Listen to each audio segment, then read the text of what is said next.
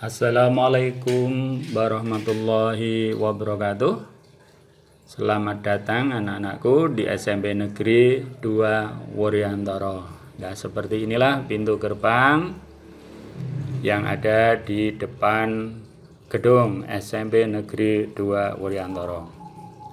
Dalam kesempatan ini kita akan membahas tentang kurikulum SMP Negeri 2 Wuryantara. Nah, apa kurikulum itu anak-anak? Kurikulum merupakan seperangkat atau suatu sistem rencana dan pengaturan mengenai bahan pembelajaran yang dapat dipedomani dalam aktivitas belajar mengajar. Intinya, kurikulum adalah rencana pembelajaran. Keberadaan kurikulum akan membuat setiap pengajar atau guru dan pelaku yang diajar atau siswa itu bisa mengetahui kemana tujuan sebuah pendidikan itu dijalankan. Nah, kemudian mengapa sekarang ini kurikulumnya kok kurikulum 2013?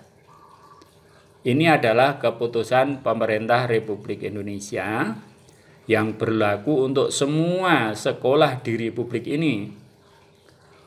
Kurikulum itu dinilai lebih sempurna. Alasannya, kurikulum 2013 memberi perhatian yang lebih menyeluruh kepada diri seorang peserta didik. Kurikulum 2013 mengasah kemampuan berpikir atau nalar atau akal budi. Kurikulum 2013 mengasah kemampuan perasaan hingga membentuk sikap-sikap hidup yang baik. Dan kurikulum 2013 itu mengasah keterampilan hidup.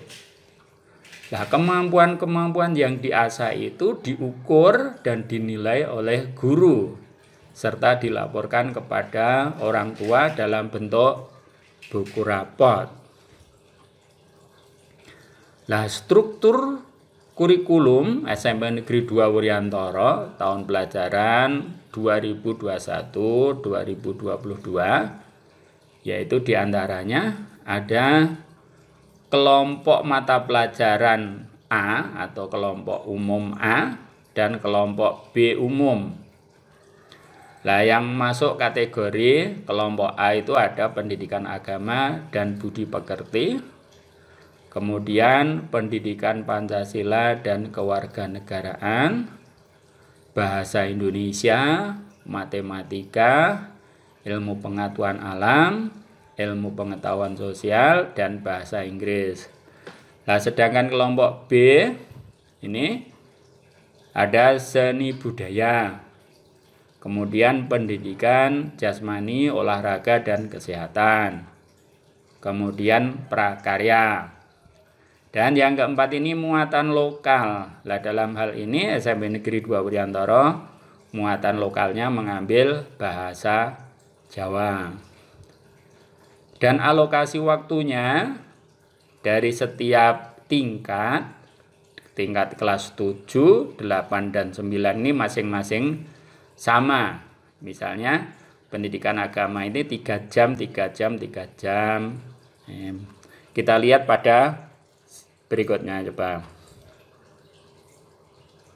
Nah, mata pelajaran yang ada di dalam kurikulum 13 itu ya seperti yang tersebut di atas. Di sini kami rinci lebih detail, yaitu ada 10 mata pelajaran yang diatur dalam kurikulum 2013. Yang pertama, pendidikan agama dan budi pekerti tadi memiliki waktu 3 jam per minggu, kelas 7, kelas 8, dan kelas 9. Kemudian pendidikan Pancasila dan kewarganegaraan ini juga 3 jam per minggu untuk kelas 7, 8, dan 9.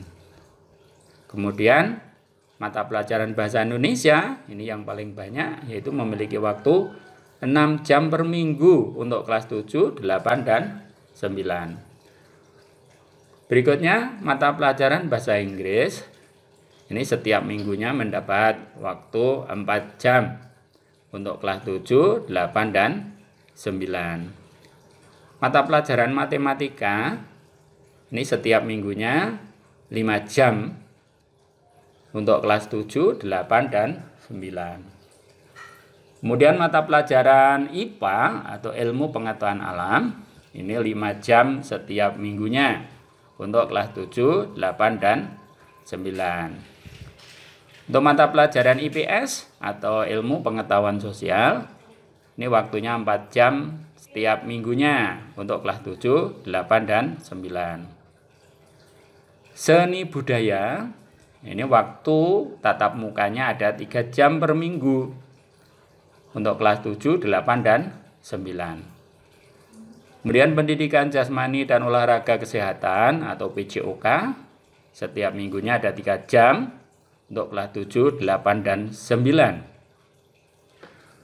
Kemudian yang terakhir prakarya, ini ada 2 jam per minggu untuk kelas 7, 8, dan 9.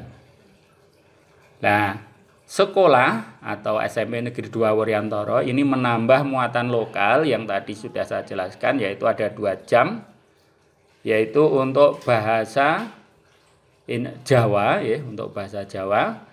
Dan nanti ada satu lagi, yaitu bimbingan konseling atau BK.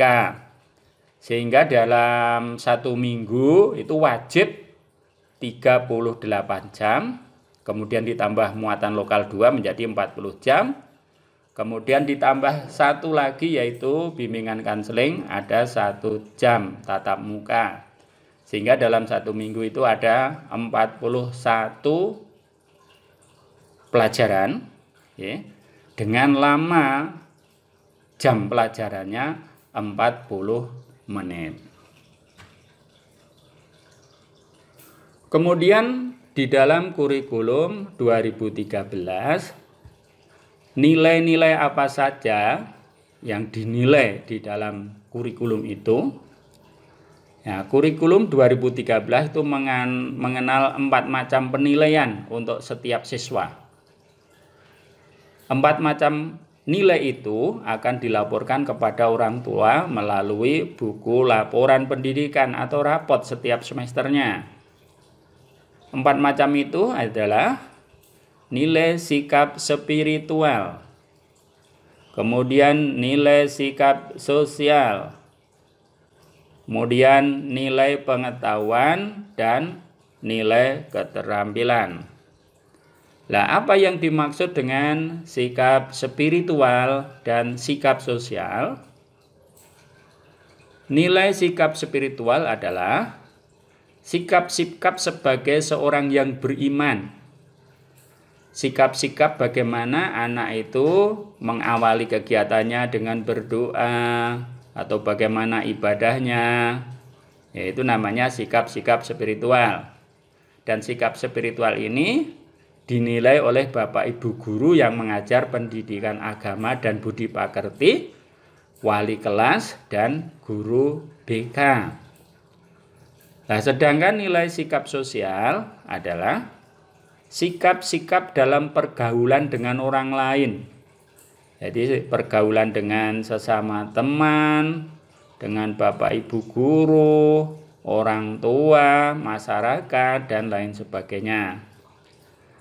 Nilai sikap sosial ini dinilai oleh Bapak dan Ibu guru yang mengajar, PPKN, wali kelas, dan guru BK.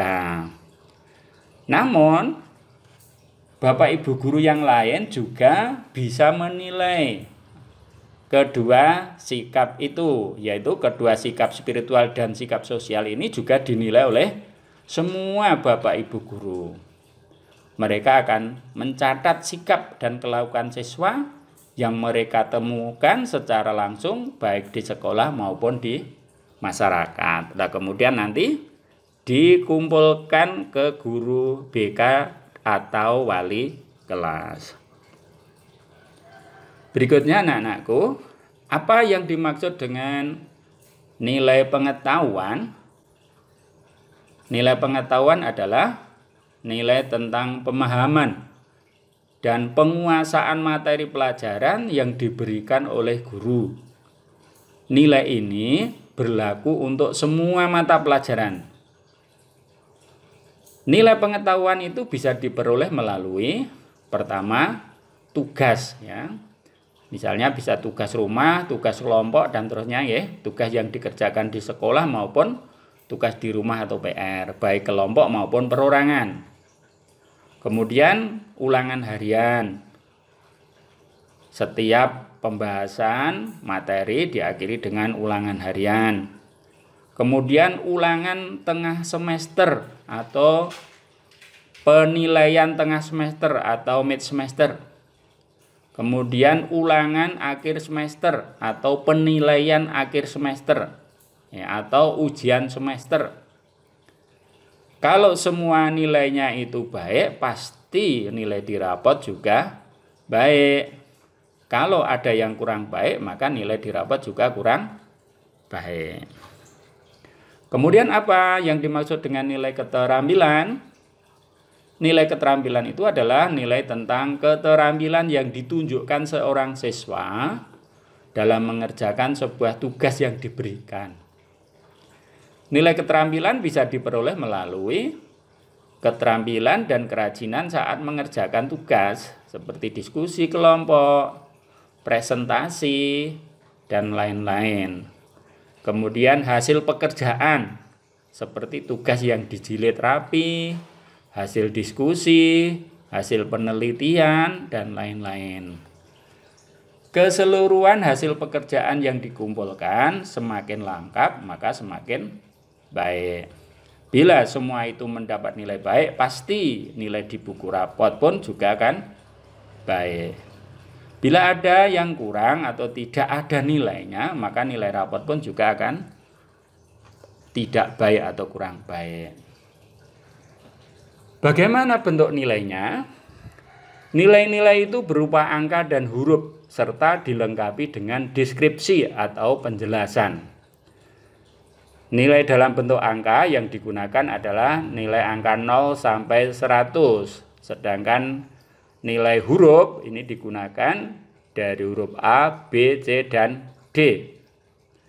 Angka-angka yang menyatakan pencapaian dari semua butir penilaian itu.